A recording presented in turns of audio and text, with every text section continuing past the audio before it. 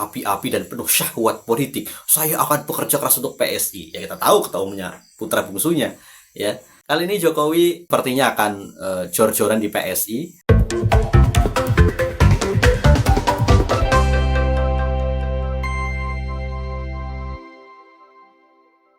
Assalamualaikum warahmatullahi wabarakatuh.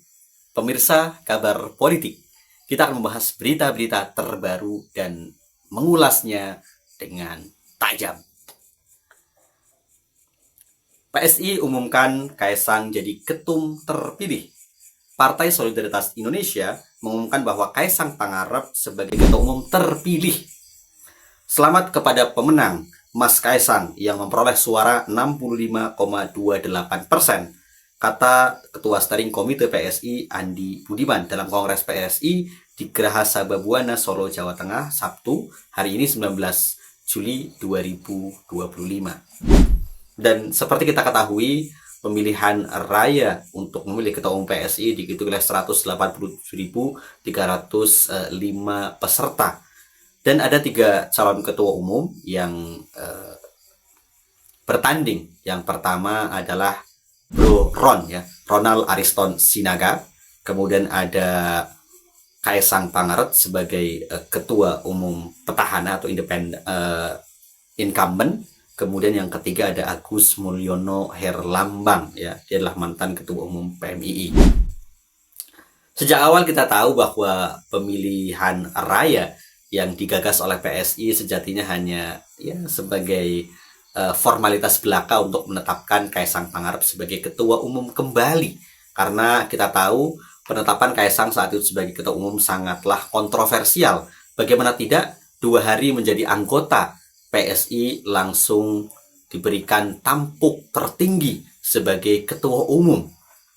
Ya, ini secara pengkaderan, secara keorganisasian ini sangat janggal, ya, kecuali ketika partai itu baru didirikan dan Kaesang menjadi bagian dari orang yang mendirikan partai tersebut kemudian jadi ketua umum, itu masih wajar, ya, artinya menjadi yang pertama dan memang bagian yang mendirikan. Tapi ini luar biasa saat itu, ya, posisi Kaesang di tahun 2023 bulan September, ya, saat itu adalah kader baru PSI yang baru 2 hari, belum ada 1 minggu, belum ada seumur jagung, ya, langsung kemudian terpilih menjadi ketua umum. Ya, ini yang kemudian menjadi pertanyaan dan ditanyakan terkait jargon PS yang selain mengatakan partai anak muda, partai yang progresif, partai yang kemudian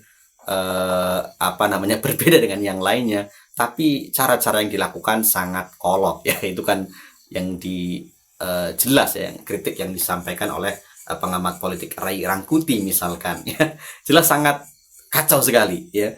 Kemudian kita tahu Kongres PSI kali ini juga perubahan lambang PSI yang tadinya mawar merah yang digenggam dengan tangan, ya, yang lebih memang terlihatan sosialis, ya, mawar merah, diganti kemudian logo berlogo, ya, bergantian logo dengan gambar gajah, ya. Entahlah, ya, apakah ini ada hubungannya dengan Universitas Gajah Mada atau juga ingin melampaui banteng moncong putih yakni PDIP, ya, karena juga kongres kali ini diadakan di kota Surakarta yang identik dengan PDIP karena Solo merupakan salah satu basis dari PDIP, kemudian juga termasuk, ya, basis PDIP Jawa Tengah di Solo, ya.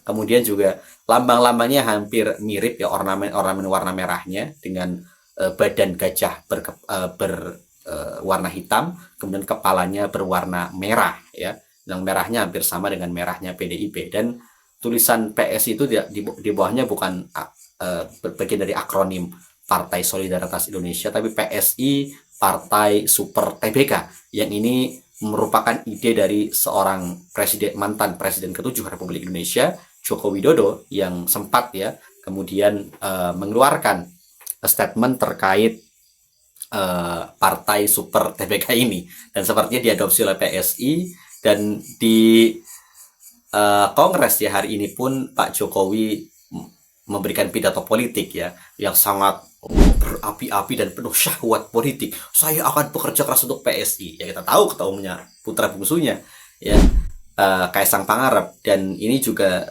menjadi titik balik ya, bahwa Jokowi yang dulu dieluk-elukan semua partai politik setelah hubungannya renggang dengan PDIP, atau setelah ya kemudian PDIP memutuskan secara resmi ya pada bulan November 2024 yang lalu, memutuskan memecat Joko Widodo dengan 27 kader lainnya termasuk Gibran dan juga Bobi Nasution.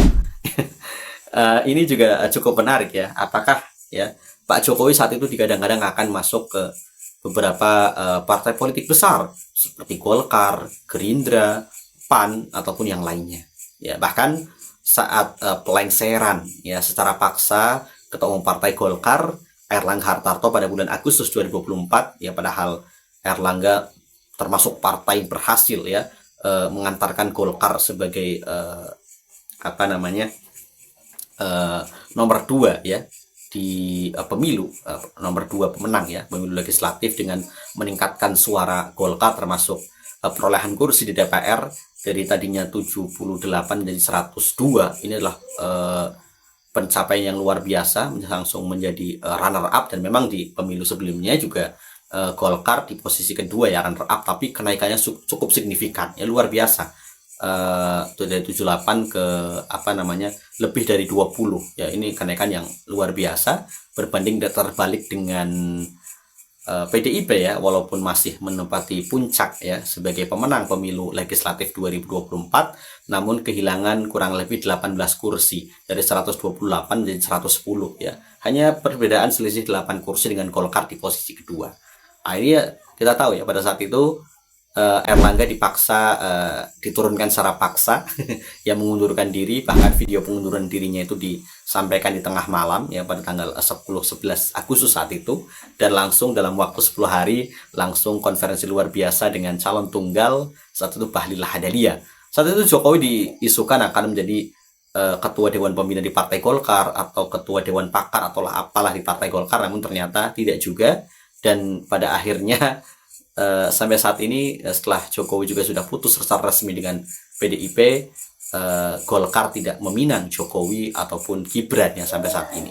Dan saat hendaknya dijagokan ya menjadi ketum PSI, ternyata Jokowi tidak maju, sepertinya masih menghormati ya putranya ya, karena akan menjadi sejarah dunia kali ya, dimana kemudian bapak menggantikan anak sebagai ketua umum partai itu kan tidak lazim ya. Lazimnya itu ya anak menggantikan bapak ya sebagai ketua umum ya, seperti misalkan yang terjadi di Partai Demokrat ya, ketika kemudian Agus Harimurti Yudhoyono jadi ketua umum menggantikan sang ayah ya Susilo Bambang Yudhoyono. Itu kan kelazimannya seperti itu ya.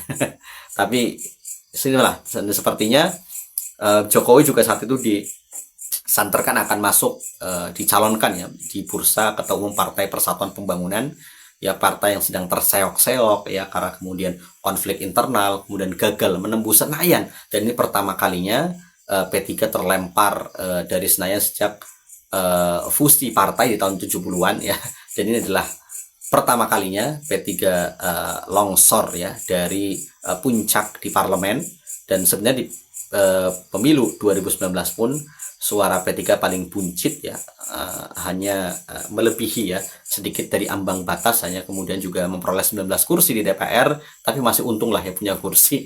Namun di pileg ya atau pemilu 2024 P3 benar-benar longsor ya karena kemudian konflik internal, ketua umumnya kena OTT KPK dan lain sebagainya, kemudian juga tidak membaca bagaimana arah umat Islam ya, kata siapa, Tengku Nasrullah, bukan umat yang meninggalkan P3 tapi P3 yang meninggalkan umat ya.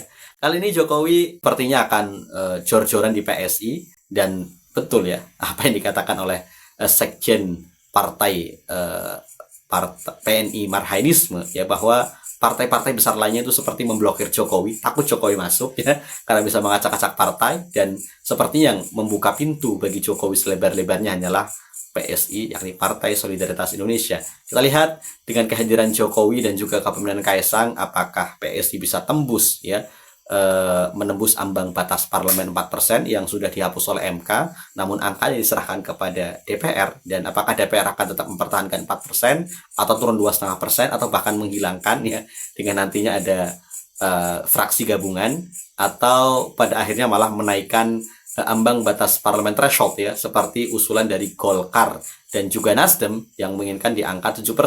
Angka 7% itu angka yang diperoleh oleh paling kecil ya oleh PAN dan juga Demokrat. Kita lihat seperti apa ya formalitas dari PSI yang kemudian akhirnya sudah memilih Kaisang Pangarep dengan 65% lebih ya yang memilihnya.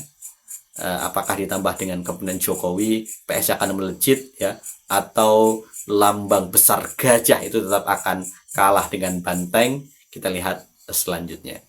Assalamualaikum warahmatullahi wabarakatuh.